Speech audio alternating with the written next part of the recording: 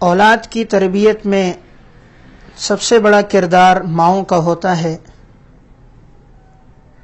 ماں کی گود سب سے پہلی درسگاہ ہے۔ بچے کو جیسی تربیت ماں کی گود سے ملتی ہے، بچہ ویسے ہی آگے پروان چڑھتا ہے۔ اگر مائیں اپنی اولاد کی اچھی تربیت کریں تو یہی بچے ملک اور ملت کے بھی کام آتے ہیں، مستقبل کا سہارا بھی بنتے ہیں، آنکھوں کی ٹھنڈک بھی بنتے ہیں، اور اللہ ان کو عزتیں بھی عطا کرتا ہے جب مائیں اپنی اولاد کی تربیت کریں۔ لیکن نہایت افسوس کی بات ہے، آج کے معاشرے میں اولاد کی تربیت سے بہت غفلت ہے۔ نہ والد کے پاس وقت ہے کہ وہ اولاد کی تربیت کرے، وہ صبح سے شام تک اپنی کاروباری مصروفیات میں اپنے دوست احباب کے ساتھ مصروف ہے، تو ماں اپنے عزیز و اقارب، پڑوسیوں اور گھر کے کام میں مشغول ہے، یا جو وقت ملا تو وہ بازاروں میں گزر گیا، تو بچے کی طرف نہ والد کی توجہ ہے نہ ماں کی توجہ ہے۔ ماں باپ یہ سمجھتے ہیں بچہ اسکول چلا گیا، مدرسے اور ٹیوشن چلا گیا، ہماری ذمہ داری ادا ہو گئی۔ نہیں، ہماری ذمہ داری باقی ہے کہ بچہ جب گھر میں آئے تو اسے آداب سکھائیں، اسے دین سکھائیں، اسے صوم و صلات کا پابند کریں۔ جب مائیں اپنی اولاد کی اچھی تربیت کرتی تھیں تو اللہ تعالیٰ پھر ان اولادوں سے دین کی بڑی خدمت لیتا تھا، وہ اولادیں پھر دین کے لیے بڑی قربانیاں دیتی تھیں۔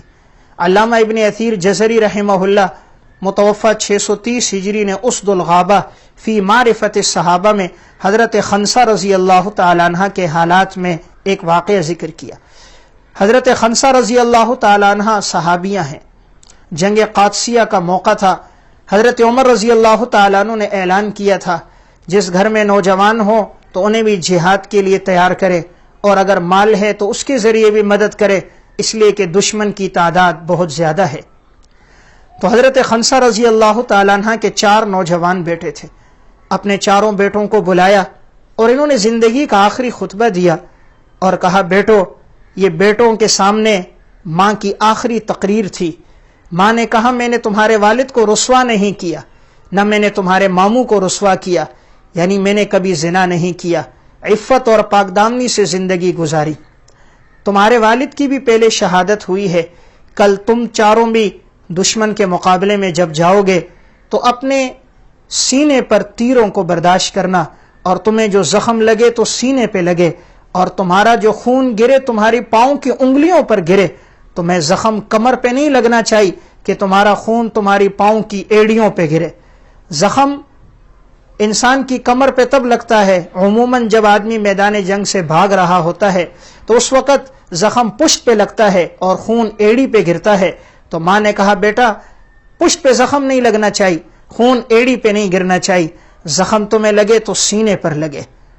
تو یہ اشارہ ہوگا میرا بیٹا آگے بڑھتا ہوا جا رہا ہے، جو سینے پہ زخم کھا رہا ہے، اور خون گرے تو تمہاری پاؤں کی انگلیوں پہ گرے۔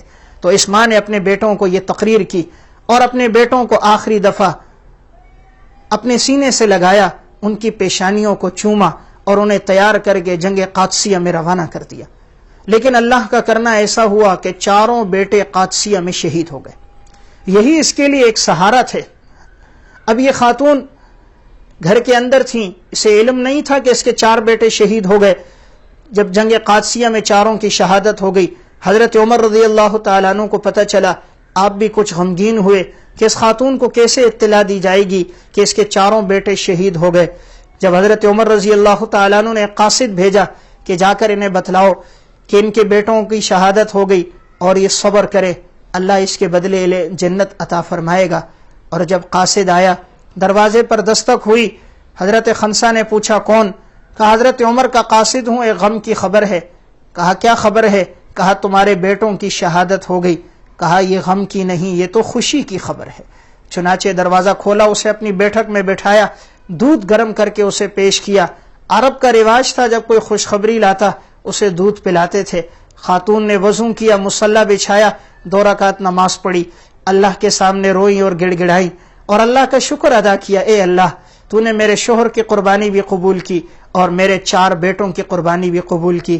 مجھے اس پر فخر ہے کہ میں 4 شہید بچوں کی ماں ہوں، کل قیامت کے دن میں انہی کے ساتھ اٹھائی جاؤں گی۔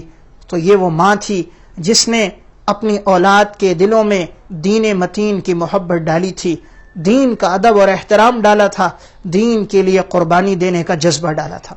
جب مائیں اپنی اولاد کی ایسی تربیت کرتی تھیں تو اللہ تعالیٰ ان اولادوں سے پھر بڑی خدمت لیتا تھا۔ امام احمد ابن حنبل رحمہ اللہ متوفہ 241 ہجری، بہت بڑے محدث ہیں، لیکن ان کی تربیت جو کی وہ ان کی والدہ نے کی۔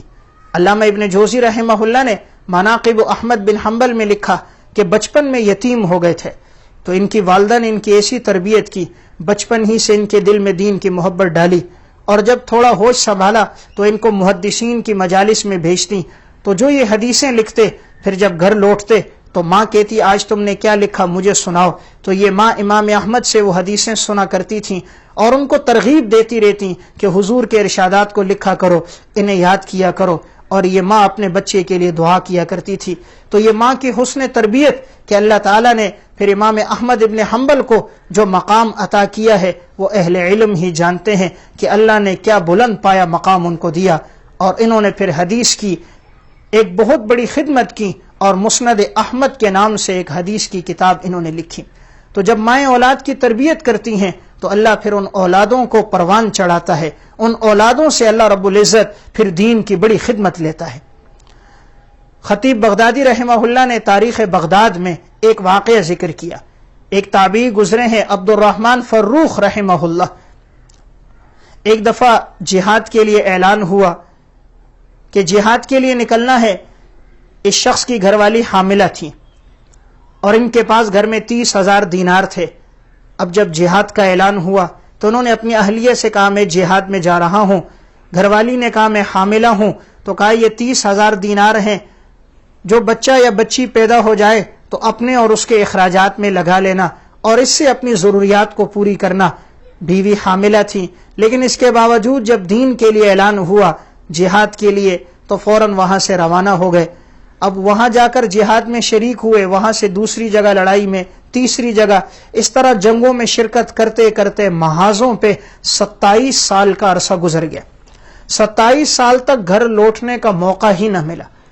آج تو ہم سے اگر یہ تقاضا ہو دین کے لیے، دین کی نشر و اشاعت کے لیے کہ تم 3 دن لگاؤ، 40 دن لگاؤ، ہمارے سامنے بہت سے آزار آ جاتے ہیں، لیکن اس امت میں وہ لوگ بھی گزرے کہ جنہوں نے دین کی حفاظت کے لیے، جہاد کے لیے، دین کی نشر و اشاعت کے لیے اتنی قربانی دی کہ یہ شخص 27 سال تک گھر سے نہیں لوٹا، 27 سال کے بعد یہ عبد الرحمن فروخ لوٹا، اور جب 27 سال بعد آیا تو مدینے کا نقشہ تبدیل ہو چکا تھا۔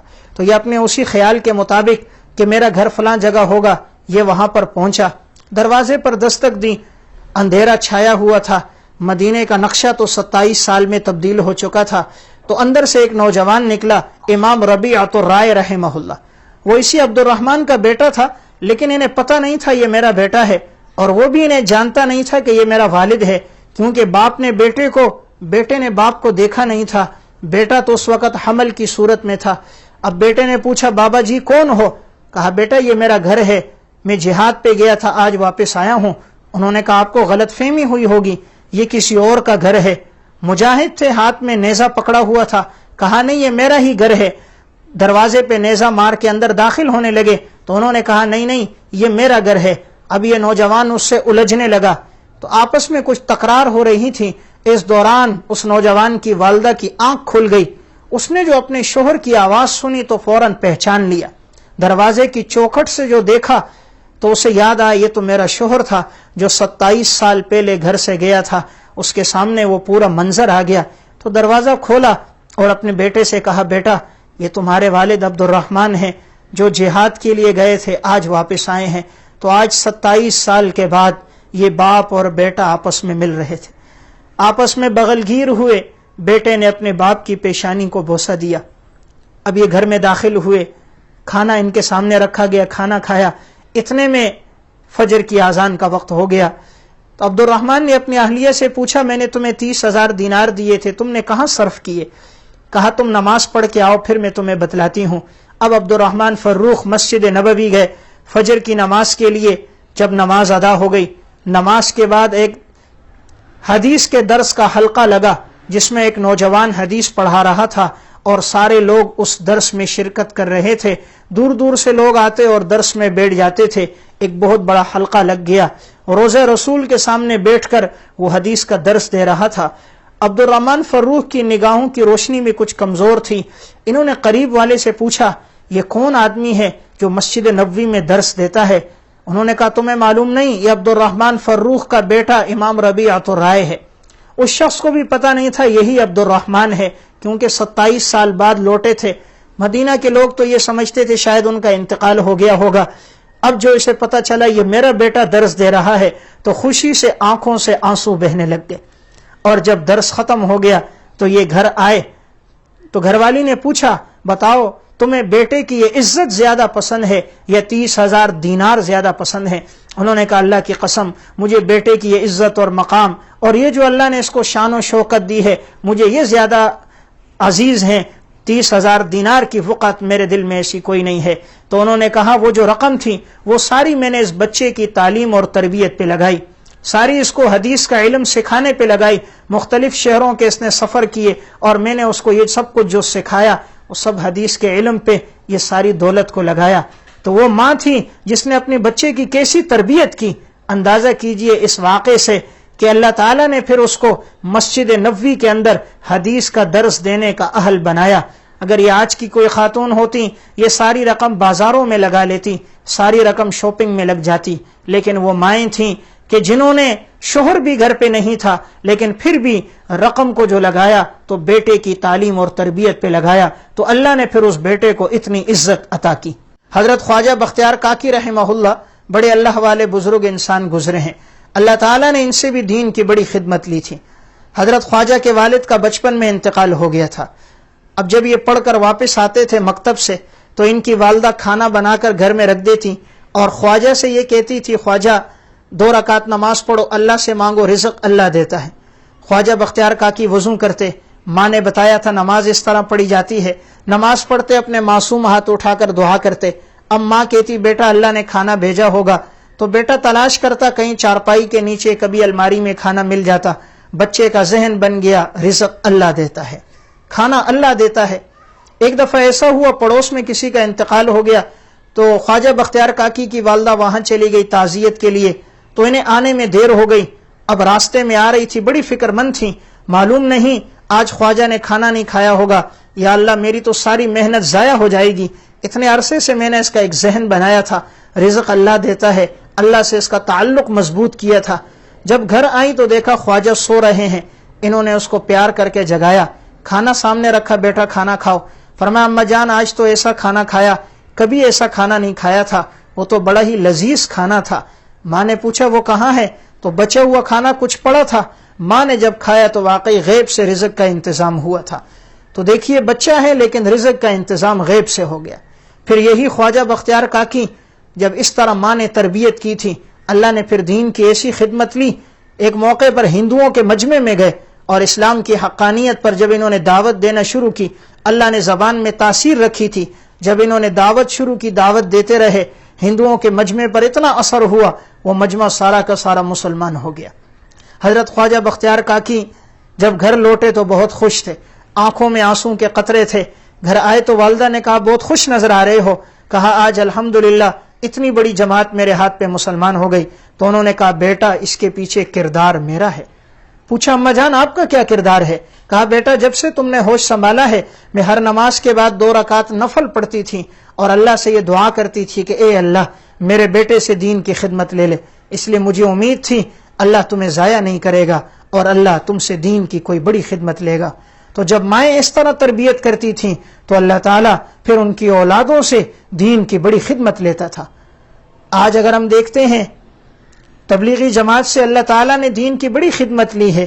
اس کے بانی مولانا محمد الیاس صاحب رحمہ اللہ ہیں.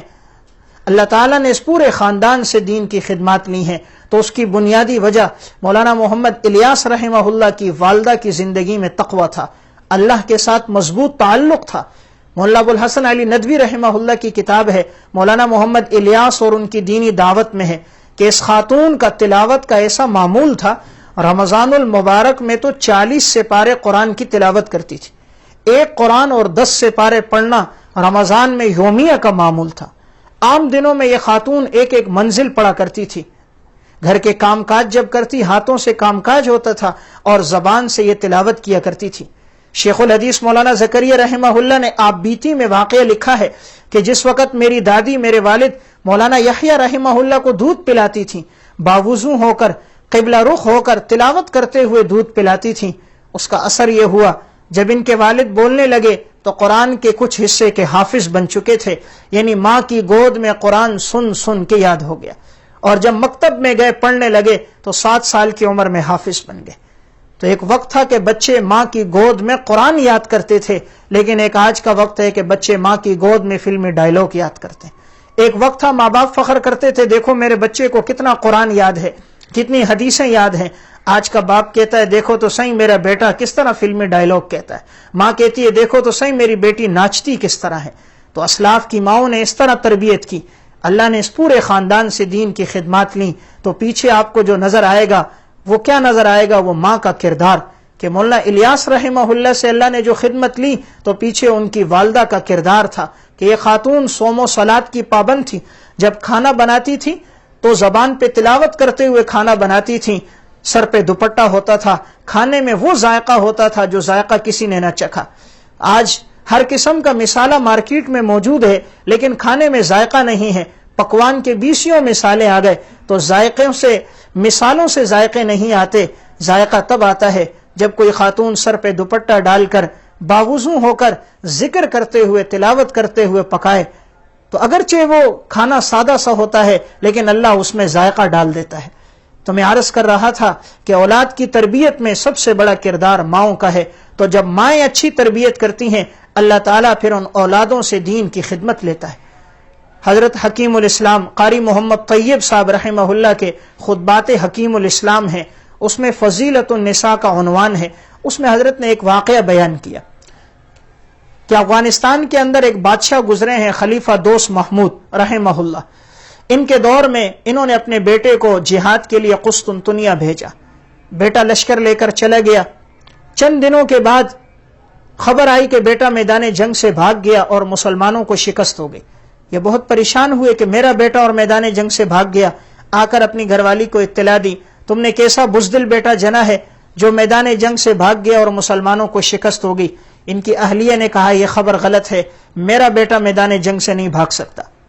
چند دنوں بعد خبر آئی کہ واقعی خبر غلط ہے، اللہ نے مسلمانوں کو فتح دی ہے اور اس نوجوان کے ہاتھ پہ فتح دی۔ اب یہ بادشاہ آیا اپنی اہلیہ سے پوچھنے لگا آخر تم نے یہ کیسے کہا تھا کہ تمہارا بیٹا میدان جنگ سے نہیں بھاگ سکتا؟ اس کی گھر والی نے جو بات کہی وہ بات بڑی ہی سننے کے قابل ہے، سونے کے پانی سے لکھنے کے قابل، کہ اس نے کس طرح اہتمام کیا تھا۔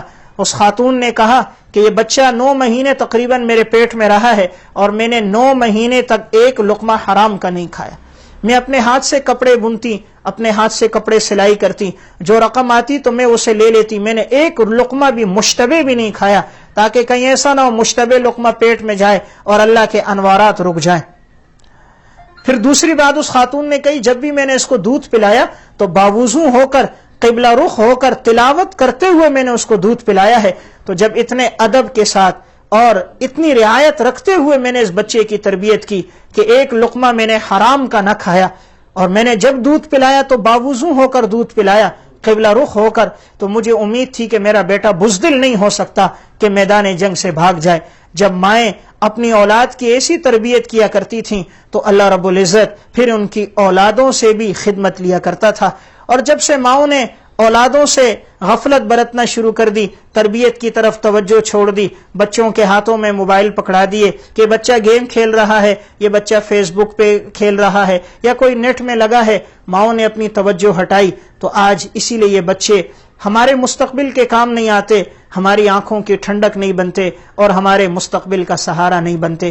حضرت بایزید بستامی رحمہ اللہ کی جو والدہ تھی، جس وقت بایزید گھر سے جانے لگے تو انہوں نے بیٹے کو نصیحت کی تھی بیٹا علم کے سفر میں جا رہے ہو، جب تک علم پورا حاصل نہیں کیا تو گھر واپس نہیں آنا۔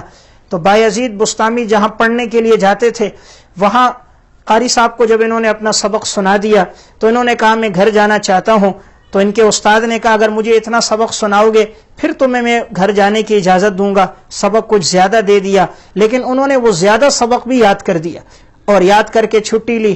جب گھر گئے دروازے پہ دستک دی, ان کی والدہ اندر وضو کر رہی تھی. والدہ نے پوچھا کون؟ کہا بایزید ہوں. تو والدہ نے اندر سے جواب دیا میرا تو ایک بیٹا بایزید تھا, میں نے تو اس کو دین کے لیے بھیجا تھا, کیا تاکہ وہ دین حاصل کرے, قرآن اور حدیث کا علم حاصل کرے. میرا بیٹا تو دین سیکھنے گیا ہے, تم کون بایزید ہو؟